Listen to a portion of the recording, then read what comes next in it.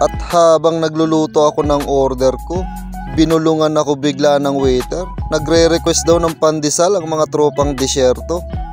Kaya si Mamang Guard, hindi mahindian yung mga nagre-request. Kaya nag-hire ako ng assistant ko, si Boss Elroy Mapagmahal. Tinulungan niya ako gumawa ng pandesal. Dalawang klaseng pandesal nga ang gagawin namin. Isang may cheese at saka isang wala.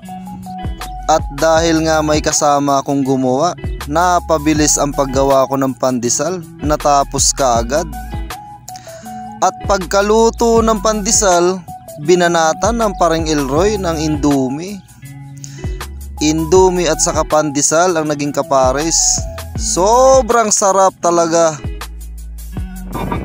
Thank you. Pandesal nga, sabi mo. Thank you, Mamang Guard. Kuran, Mamang Guard.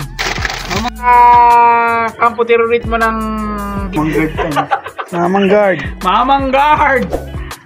Thank you. Boss, thank you. Thank you very big.